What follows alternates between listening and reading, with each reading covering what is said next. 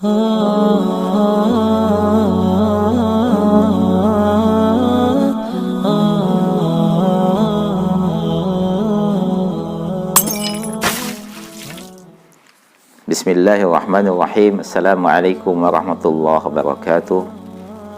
Innal hamdalillah nahmaduhu wa nasta'inuhu wa nastaghfiruh wa na'udzu billahi min shururi anfusina wa min sayyiati a'malina. Man yahdihillahu fala mudilla lahu wa man yudlil fala hadiya lahu. Asyhadu an la ilaha illallah wahdahu la syarika lahu wa asyhadu anna Muhammadan abduhu wa rasuluh. Allahumma salli wa sallim wa barik ala nabiyyina Muhammad wa ala alihi wa sahbihi ajma'in. Rabbi shrah li sadri wa yassir li amri wahlul 'uqdatam min lisani yafqahu qawli. Amma ba'd.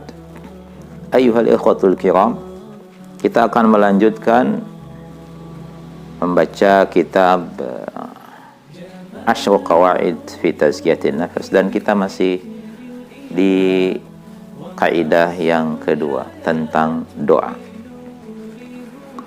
Bismillahirrahmanirrahim. Qala al-muallif hafizahullah: wa lihadza kana aktsaru du'a'in nabiy sallallahu alaihi wasallam ya muqallibal qulubi tsabbit qalbi ala dinik. Ya muqallibal qulub tsabbit qalbi ala dinik. Famata ijtama'a 'ala al-'abdi qalbuhu wa sadaqat daruratuhu wa faqatuhu wa qawiya raja'uhu wa lam yata'ajjal al-ijabah wa taharra al-awqat al-fadilah fala yakadu yuraddu du'a'uhu. Doa yang paling banyak diucapkan oleh Rasulullah sallallahu alaihi wasallam adalah doa ini: ya muqallibal qulub tsabbit qalbi ala dinik. Yang artinya, wahai zat yang membolak-balikan hati, teguhkanlah hatiku di atas dinmu. Teguhkanlah hatiku di atas dinmu. Maka apabila hati seorang hamba sudah bersatu dan benar-benar memerlukan dan keperluannya, kebutuhannya kepada Allah Subhanahu wa ta'ala, benar-benar jujur di dalam kebutuhannya, di dalam keperluannya, kefakirannya kepada Allah Subhanahu wa ta'ala, dia jujur dan kuat juga harapannya, serta tidak terburu-buru ingin dikabulkan dan memilih waktu-waktu yang utama, maka atas izin Allah Subhanahu wa ta'ala insyaallah doanya tidak akan tertolak. Apabila hatinya sudah ada, hati hamba sudah ada di dalam berdoa ini, kemudian kebutuhannya benar, jujur di dalam membutuhkannya, jujur di dalam kefakiran dia kepada Allah Subhanahu wa ta'ala, dan kuat harapannya kepada Allah Subhanahu wa ta'ala, juga tidak terburu-buru di dalam pengkabulan, tidak terburu-buru ingin segera dikabulkan doanya, serta memilih waktu-waktu yang utama, maka insyaallah doanya tidak akan tertolak atas izin Allah Subhanahu wa ta'ala. Wa a'zamu ma yu'inuka 'ala ad-du'a ma'rifatuka anna zakata nafsika biyadillahi azza wa jalla. Fallahu subhanahu wa ta'ala huwa alladhi yuzakki man yasha' wal amru kulluhu lah wa tahta masyiatih, kama qala Allah ta'ala balillahu yuzakki man yasha', wa qala ta'ala walaula fadlullahi 'alaikum wa rahmatuhu ma zaka minkum min ahadin abada walakinnallaha yuzakki man yasha.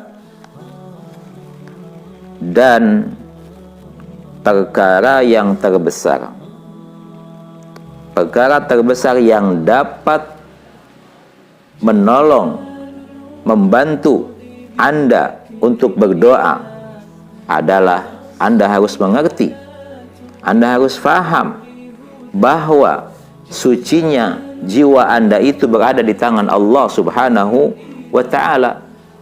Hanya Allah Subhanahu wa ta'ala yang dapat mensucikan siapa saja dari hambanya. Dan segala urusan milik Allah Subhanahu wa ta'ala. Segala urusan di bawah kehendak Allah Subhanahu wa ta'ala. Sebagaimana firman Allah Subhanahu wa ta'ala yang artinya, akan tetapi Allah lah yang mensucikan siapa saja yang dikehendaki. Dan sebagaimana firman Allah Subhanahu wa ta'ala, dan kalaulah bukan karena karunia Allah Subhanahu wa ta'ala atas kamu, dan kalaulah bukan karena rahmat Allah Subhanahu wa ta'ala atas kamu, maka tidak ada seorang pun dari kamu yang suci dari dosa. Akan tetapi Allah Subhanahu wa ta'ala yang mensucikan siapa saja yang Allah kehendaki. Ini yang harus kita perhatikan bersama ayuhal ikhwah, bahwa sucinya jiwa kita berada di tangan Allah Subhanahu wa ta'ala. Kita sebagai hamba tidak akan mampu untuk bisa suci dari kesalahan. Kita tidak akan mampu bersih dari kekhilafan. Hanya Allah Subhanahu wa ta'ala yang menolong kita untuk mensucikan jiwa kita. Oleh karena itu, seorang hamba harus senantiasa berdoa kepada Allah Subhanahu wa ta'ala agar hatinya tetap bersih dan hatinya dibersihkan dari segala kotoran. Jiwanya juga dibersihkan dari hal-hal yang menghalangi pensucian jiwa. Karena semua urusan ini di tangan Allah Subhanahu wa ta'ala. Yaqulu as-sahabiyul jalil Ibnu Abbas radhiyallahu ta'ala anhuma fi tafsiri qawlihi ta'ala, ma zaka minkum mahtada ahadun minal khalaiqi li syai'in minal khairi yanfa'u bihi nafsah wa lam yattaqi syai'an minasyarri yadfa'uhu an nafsih. Ay kullu dhalika innama huwa bimahdhi fadlillahi azza wa jalla. Sahabat yang mulia Abdullah bin Abbas radhiyallahu ta'ala anhuma di dalam mentafsirkan firman Allah Subhanahu wa ta'ala, ma zaka minkum, yang artinya tidaklah ada di antara kamu yang suci. Maksudnya adalah tidaklah seseorang akan mendapatkan hidayah. Tidak ada seorang pun dari makhluk ini yang akan mendapatkan hidayah terhadap kebaikan, hidayah untuk mendapatkan kebaikan yang akan bermanfaat bagi dirinya, dan tidaklah seseorang berhati-hati, berwaspada dari keburukan yang bisa menghalangi dirinya dari keburukan itu.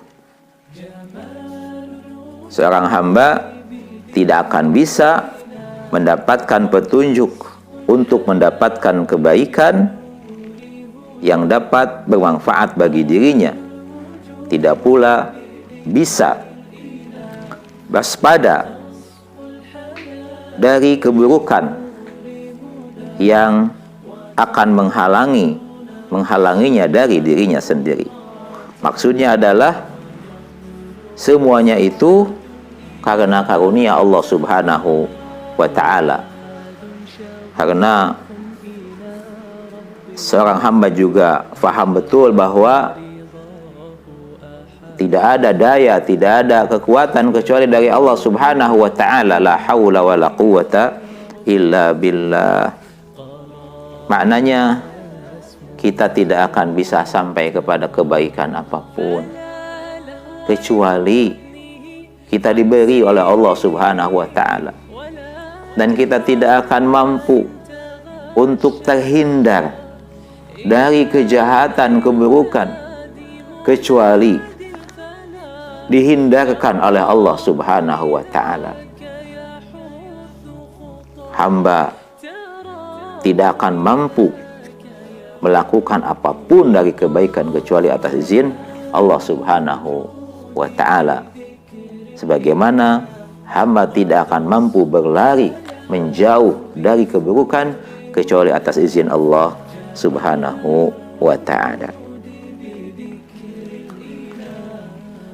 Wa qala as-sahabiyul jalil al-Bara radhiyallahu ta'ala anhu, kana Rasulullah sallallahu alaihi wasallam yaumal ahzabi yanqulu ma'ana turab wa laqad wara turabu bayad batnihi wa huwa yaqul wallahi laula Allahu mahtadaina wala tasaddaqna wala sallaina. Sahabat yang mulia Bara radhiyallahu ta'ala anhu berkata, adalah Rasulullah sallallahu alaihi wasallam dahulu pada hari Ahzab, menghadapi perang Ahzab, beliau bersama kami menggali tanah, dan sungguh tanah telah menutupi putihnya perut beliau yang mulia. Dan beliau bersabda, demi Allah, kalaulah bukan karena Allah Subhanahu wa ta'ala, kita tidak akan mendapatkan hidayah, kita tidak akan dapat bersedekah, kita tidak akan dapat salat, kita tidak akan dapat memberikan sedekah, tidak akan bisa melaksanakan salat. Ini menunjukkan bahwa semuanya itu karena karunia Allah Subhanahu wa ta'ala, karena rahmat Allah Subhanahu wa ta'ala, karena pertolongan Allah Subhanahu wa ta'ala. Fal hidayatu wal imanu wal khairu kulluhu biyadillahi wahdah. Faqad kana Rasulullah sallallahu alaihi wasallam yaghrisu hadzal amra fi nufusi sahaba radhiyallahu ta'ala anhum wa yu'akkidu alaihi bistimrar. Faqad kana sallallahu alaihi wasallam yastahillu khutabahu biqauli man yahdihillah fala mudhillalah wa may yudlil fala hadiyalah. Jadi hidayah dan iman itu dan semua kebaikan berada di tangan Allah Subhanahu wa ta'ala. Rasulullah SAW senantiasa menanamkan perkara ini di dalam jiwa para sahabat radhiyallahu ta'ala anhum, dan terus melakukannya seperti itu terus menerus. Rasulullah SAW membuka khutbah beliau dengan sabdanya yang artinya,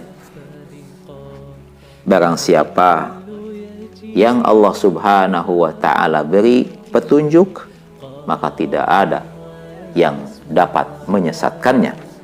Dan barang siapa yang Allah Subhanahu wa ta'ala menyesatkan, maka tidak ada yang dapat memberikan petunjuk kepadanya.